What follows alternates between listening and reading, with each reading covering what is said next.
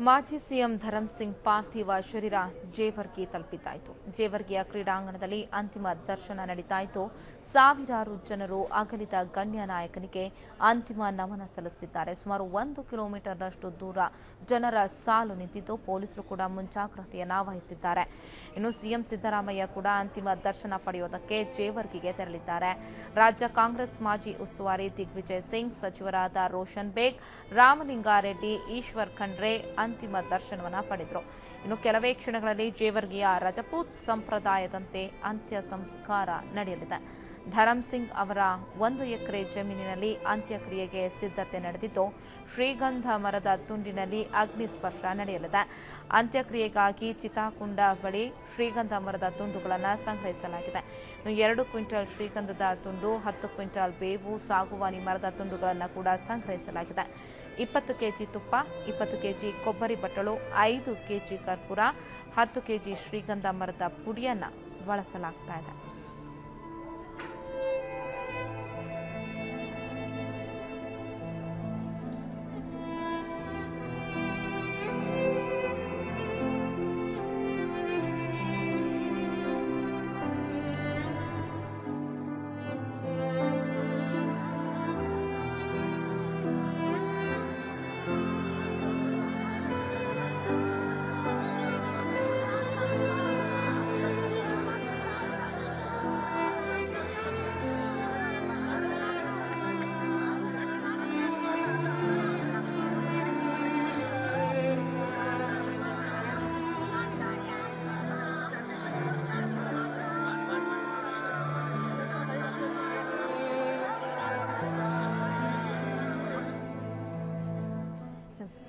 ಅಜಾತ ಶತ್ರುವಿನ ಅಂತಿಮ ದರ್ಶನಕ್ಕೆ ಜನಸಾಗರವೇ ಹರಿದು ಬರ್ತಾ ಇದೆ. ಕಲಬುರಗಿಯ ಜೇವರ್ಗಿಯಲ್ಲಿ ಅಂತಿಮ ದರ್ಶನಕ್ಕೆ ಇಟ್ಟಿದ್ದಾರೆ. ಇನ್ನು ಹುಟ್ಟೂರು ನೆಲೋಗಿಯಲ್ಲಿ ಶೋಕ ಮಡುಗಟ್ಟಿದೆ. ಹುಟ್ಟೂರು ನೆಲೋಗಿಯಲ್ಲಿ ಅವರದೇ ಜಮೀನಿನಲ್ಲಿ, ಧರ್ಮಸಿಂಗ್ ಅವರ ಜಮೀನಿನಲ್ಲಿ 1 ಎಕರೆ ಜಮೀನಿನ ಜಾಗದಲ್ಲಿ ಅವರ ಅಂತ್ಯ ಸಂಸ್ಕಾರವನ್ನು ನೆರವೇರಿಸೋಕೆ ಈಗಾಗಲೇ ಸಕಲ ಸಿದ್ಧತೆಯನ್ನು ಕೂಡ ನಡೆಸಿಕೊಳ್ಳಲಾಗ್ತಿದೆ.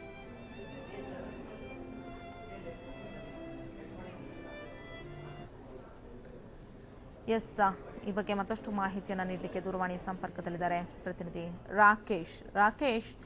ಇನ್ನು ಏನು ಬಾಕಿ ಇರುವಂಥದ್ದು ಕೂಡ ಅಂತ್ಯ ಸಂಸ್ಕಾರದ ಬಗ್ಗೆ ಮಾತನಾಡಲಿಕ್ಕೆ, ಅದು ಕೂಡ ರಜಪೂತ್ ವಿಧಿವಿಧಾನದ ಪ್ರಕಾರ ಅಂತ್ಯ ಸಂಸ್ಕಾರವನ್ನು ಮಾಡಲಿಕ್ಕೆ ತಯಾರಿಯನ್ನು ನಡೆಸಿದ್ದಾರೆ. ಎಷ್ಟೊತ್ತಿಗೆ ಅಂತ್ಯ ಸಂಸ್ಕಾರ ಮುಗಿಬಹುದು? ಜೊತೆಗೆ ಬೇರೆ ಯಾವ ಗಣ್ಯರು ಅಂತಿಮ ದರ್ಶನಕ್ಕೆ ಈಗ ಬಂದಿದ್ದಾರಲ್ಲಿ? ಅಲ್ಲಿ ಜೇವರ್ಗಿಯಲ್ಲಿ ದಿವಂಗತ ಧರಮ್ ಸಿಂಗ್ ಅವರ ಅಂತ್ಯಕ್ರಿಯೆಗೆ ಮತ್ತು ಅಂತಿಮ ದರ್ಶನಕ್ಕಿದ್ದಂತಹ ವ್ಯವಸ್ಥೆ ಇದೀಗ ಪೂರ್ಣಗೊಂಡಿದೆ. ಈಗ ಮೃತದೇಹವನ್ನ ಅವರ ಹುಟ್ಟೂರಾದಂತಹ ನೆಲೋಗಿಗೆ ತೆಗೆದುಕೊಂಡು ಹೋಗುವಂತಹ ಪ್ರಕ್ರಿಯೆ ಜಾರಿಯಲ್ಲಿದೆ.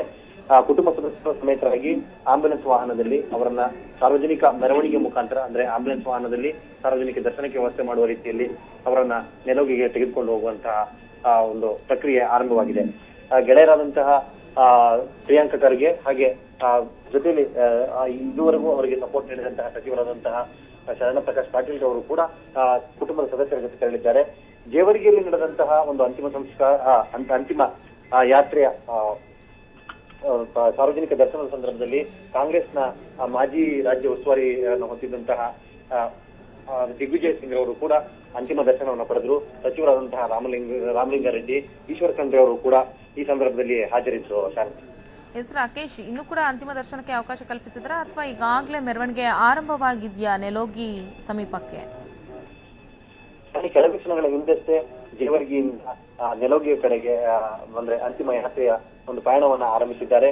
ಈಗ ಕುಟುಂಬ ವರ್ಗದವರು ಎಲ್ಲರೂ ಕೂಡ ಅಭಿಮಾನಿಗಳು ಸಮೇತರಾಗಿ ನೆಲೋಗಿ ಕಡೆ ತೆರಳುತ್ತಾ ಇದ್ದಾರೆ. ಧನ್ಯವಾದ ರಾಕೇಶ್ ನಿಮ್ಮೆಲ್ಲ ಮಾಹಿತಿಗಾಗಿ.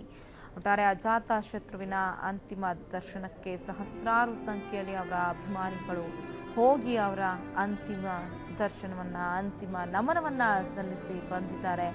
ಮಾಜಿ ಮುಖ್ಯಮಂತ್ರಿ, ರಾಜ್ಯದ 17ನೇ ಮುಖ್ಯಮಂತ್ರಿ ಧರಮ್ ಸಿಂಗ್ ಅವರಿಗೆ ಜನರು ಕೂಡ ಸಂತಾಪವನ್ನ ಸಲ್ಲಿಸಿದ್ರು. ಯಾಕೆಂದ್ರೆ ಅಜಾತ ಶತ್ರು ಅಂತಾನೆ ಗುರುತಿಸಿಕೊಂಡಂತಹ ರಾಜಕೀಯ ವ್ಯಕ್ತಿ. ರಾಜಕೀಯ ಅಂದ್ರೆ ನಾವು ಹೇಳ್ತೀವಿ ಬೇರೊಬ್ಬರ ಕಾಲೆಳೆದು ಬದುಕ್ತಾರೆ, ಒಬ್ಬರನ್ನ ಕಂಡ್ರಿಗೆ ಒಬ್ರಿಗೆ ಆಗೋದಿಲ್ಲ. ಅಲ್ಲಿ ಒಬ್ಬರ ಮುಂದೆ ಚೆನ್ನಾಗಿದ್ದವರು ಹಿಂದೆ ಅವರನ್ನ ಬೈಕೊಳ್ತಾರೆ. ಒಂದು ಜಿದಾಜಿದಿನ ಕಣ ಇದ್ದಂತೆ ರಾಜಕೀಯದಲ್ಲಿ ಸ್ನೇಹ ಅಸಾಧ್ಯ ಅಂತ. ಈ ತರಹದ ಎಲ್ಲ ಮಾತುಗಳಿಗೂ ಕೂಡ ಒಂದೇ ಉತ್ತರ ಅಂದರೆ ಈ ತರಹದ ಅಜಾತ ಶತ್ರು ಅಂತಲೇ ಹೇಳ್ಬೋದು. ಅಂತಹ ವ್ಯಕ್ತಿ ಧರಮ್ ಸಿಂಗ್ ನಮ್ಮನ್ನಗಲಿದ್ದಾರೆ. ಇಂದು ಅವರ ಹುಟ್ಟೂರಾದ ನೆಲೋಗಿಯಲ್ಲಿ ಇನ್ನೇನು ಕೆಲವೇ ಕ್ಷಣಗಳಲ್ಲಿ ಅಂತ್ಯ ಸಂಸ್ಕಾರ ನೆರವೇರಲಿದೆ.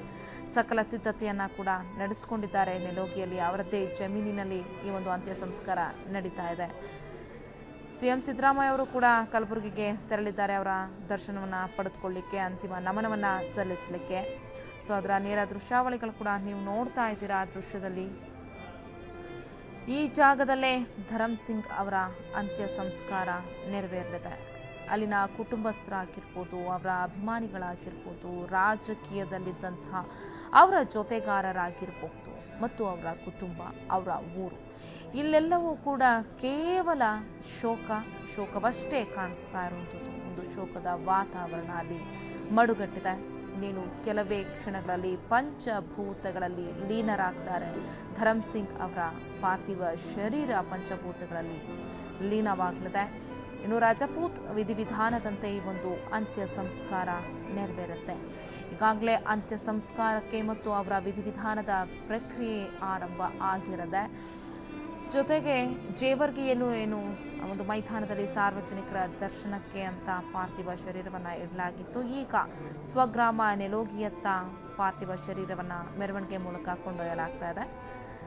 ಇನ್ನು ಅಂತ್ಯಕ್ರಿಯೆಗೆ ಅಂತ್ಯ ಸಂಸ್ಕಾರವನ್ನು ನೆರವೇರಿಸಲಿಕ್ಕೆ ರಜಪೂತ್ ವಿಧಿವಿಧಾನದ ಪ್ರಕಾರ ಶ್ರೀಗಂಧದ ಮರದ ತುಂಡಿನಲ್ಲಿ ಅಗ್ನಿ ಸ್ಪರ್ಶವನ್ನು ನೆರವೇರಿಸಲಾಗುತ್ತೆ. ಅಂತ್ಯಕ್ರಿಯೆಗಾಗಿ ಚಿತಾಕುಂಡದ ಬಳಿ ಶ್ರೀಗಂಧ ಮರದ ತುಂಡುಗಳನ್ನು ಕೂಡ ಸಂಗ್ರಹಿಸಲಾಗಿದೆ.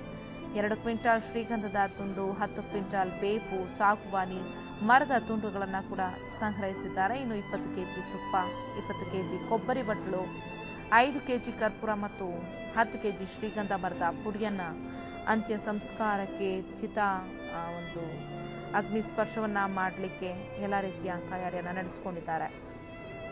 ರಾಜಕೀಯದಲ್ಲಿ ತನ್ನದೇ ಆದಂತಹ ವ್ಯಕ್ತಿತ್ವ, ತನ್ನದೇ ಆದಂತಹ ಕನಸು, ತನ್ನದೇ ಆದಂತಹ ನಿರ್ದಿಷ್ಟ ಗುರಿ, ಜೊತೆಗೆ ಎಲ್ಲವುದಕ್ಕೂ ಮುಗುಳ್ನಗೆಯಿಂದ ಉತ್ತರ, ಈ ತರಹದ ಒಂದಷ್ಟು ವ್ಯಕ್ತಿತ್ವದ ವ್ಯಕ್ತಿಯಾಗಿದ್ರು ಧರಮ್ ಸಿಂಗ್.